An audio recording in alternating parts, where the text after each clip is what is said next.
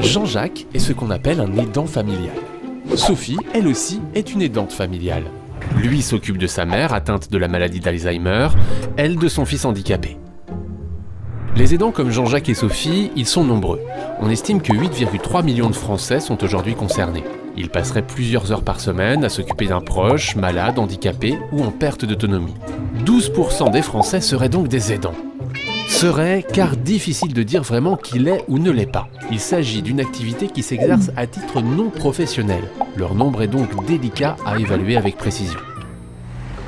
Quelques données statistiques existent cependant, les aidants ont en moyenne 52 ans et ce sont plutôt des femmes à 57%. Ce qui est certain, c'est que vous en côtoyez sans le savoir et sans doute parmi vos collaborateurs et collaboratrices. On estime aujourd'hui qu'un salarié sur 5 est un aidant. Un salarié sur 4 dans 10 ans, dit-on, avec l'allongement de la durée de vie et le développement des maladies chroniques. Le constat est là, et alors ? Alors il y a des conséquences. Une majorité de salariés concernés déclarent avoir du mal à concilier vie professionnelle et activité d'aidant. Sophie, elle, en concertation avec son employeur, a réussi à aménager son emploi du temps. Jean-Jacques, lui, consacre une grosse partie de ses congés à sa mère malade.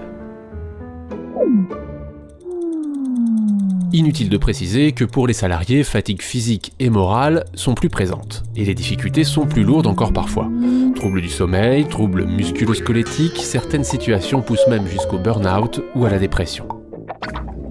Des conséquences dommageables pour les personnes, bien évidemment, mais aussi des répercussions pour l'entreprise, qui doit faire face à des retards, des arrêts de travail répétés, sans pouvoir réellement en estimer les causes.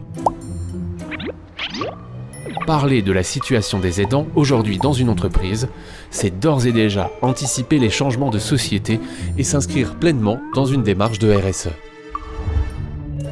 C'est associer qualité de vie au travail et performance globale. Pour cela, la Mutualité française Pays de la Loire vous propose différentes approches. De la séance de sensibilisation pour tous vos salariés ou vos personnels encadrants, à des ateliers thématiques plus spécifiques pour favoriser la mobilisation au travail de vos salariés aidants et préserver leur santé. Les interventions se déroulent de préférence sur le lieu de travail. Ce programme est totalement gratuit pour les entreprises dont la mutuelle est adhérente à la Mutualité française, et si vous ne savez pas si c'est le cas, vous pouvez le vérifier rapidement sur le site unevraiemutuelle.fr. Il vous reste ensuite à contacter nos équipes pour composer votre programme sur mesure.